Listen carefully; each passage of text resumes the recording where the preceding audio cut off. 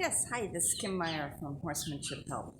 And today we have Scout here with us. He is a Dale's pony, one of our guys, and I'm going to talk about clipping bridle paths.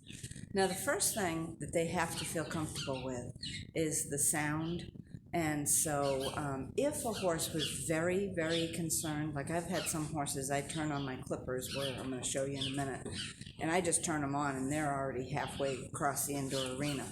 And so I have this little stuff. I don't have the batteries in it because I took them out so they didn't get corroded because I haven't used it in a long time. But if I needed, I would go around with this, okay? And if the horse was concerned, back, I would do it from a distance. I'd turn it on, and then I would turn it off and come pat him, okay? And then I'd turn it on, turn it off, and come pat him. Till finally, I could do it, and I could have it right there. Whoa, what's that? Okay? And I could have it clipping and buzzing right there. Then, after I could get it up close and praise, always respecting the horse's comfort, because I want this to be easy. All my guys, I can bring them in at night, clip them all, boom, boom, boom, and we're done. So the more time you spend, if your horse has a problem, actually the easier it ends up being for you. So after I've got that, I've got the buzz, and I go all around. Of course, I'm aware at any point that I need to grab the cheek piece and do a turn of a circle if they were to get concerned. Take the pressure off. I do all over. We do not clip ears. We do not clip the whiskers because we don't show. There's no need. And actually, I think the dressage, the FEI has actually made it a rule that you don't have to clip the dressage horses at the highest levels now, which is different. Cool. So now the next thing that I would do after they got good with this is I am my own cameraman, so let's see if we can get it here. Turn you down. Hold on, dude. Okay? So now, the next thing is I've got my clippers, and they're attached to the outlet here. Okay? And just going to turn them on and off so that they all sound a little different. So I turn it on and off till he feels good. Okay? So, now, the next thing, if at any point he was concerned, I would back off and I would start again, okay? Now, people do bridle paths of all different lengths. Some people don't use bridle paths, but they're probably very thoughtful about not getting the horse's hair caught in their headstall or crown piece. But sometimes people, when they're learning, it's like just too much stuff. So we do give bridle paths here. And the general rule that we use is we take their ear. I know, it's very windy here in New Hampshire today. Oops, I've run out of cord. Is we go an ear's length back. So you take their ear and you bring it back, and that's as far back as I like to go.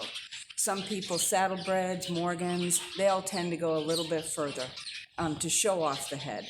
Some people, like the draft horse people that do the hoss pulling at the fairs, they give them a roach their mane, meaning take it all off so it doesn't get caught in the harness. So it all depends on what your need is. But we do an ear's length here so that when the students are putting it on, the poor horse doesn't have hair all mashed around and uncomfortable in their bridles. So when I do it, I'm going to, I hope you can see, good, good Boy Scout, man, okay?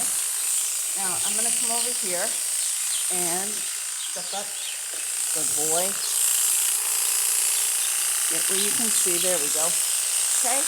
I'm going to find the spot that I did last time, okay?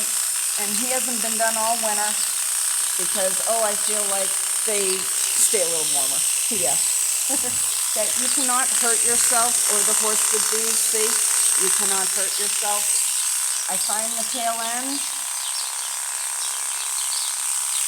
Over here, love. And every time he makes a move, I bring his head back to normal.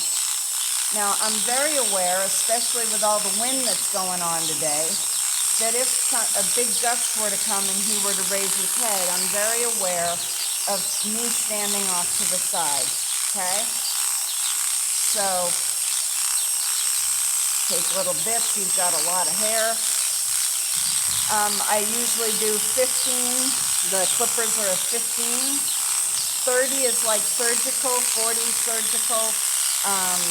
15 is good, and 10 is good. 10 and 15 are usually good for this. So, sorry, bub. I was pulling on you a little too hard. Okay? But notice his head stays down the whole time. If it came up, I would lower it and bring it back down. Okay? There, he heard the wind. I brought his mind back to me. I come in here, I find this. Good. Ask him to re-lower. He's licking his lips. He's a little worried about the wind and with me being there. Now he relaxed. Good, you can see. Good. All right, beautiful. Every time his head leaves, I bring it back. And so now we have a nice bridle path. And that's okay, the wind came up, so I'm gonna lower his head again. Thank you, my love, okay? So I keep paying attention to his mind, okay? And I help him every step that I can. Now he's pretty new to me, okay? We did not do ears, but I like when they can be able to at least cope with it. Notice my hand is on there first. My hand is on there, and then I put the vibration. I forgot to say, when I was letting the horse feel comfortable with it when they're starting, I have them clip, and I just pet the horse so they don't feel the vibration to begin with. Then I let them feel the vibration. Okay, I forgot to say that when I was petting with them. Okay, we also run it down their legs. We don't clip legs, but just have them be versatile and good. And I teach them to clip from either side. Okay, so that is the steps that I would take. All right, this has been Kim Meyer from Horsemanship Help. And remember, I want you to stay safe. I want you to succeed, and I want you to enjoy your horse. Thank you very much. Bye-bye.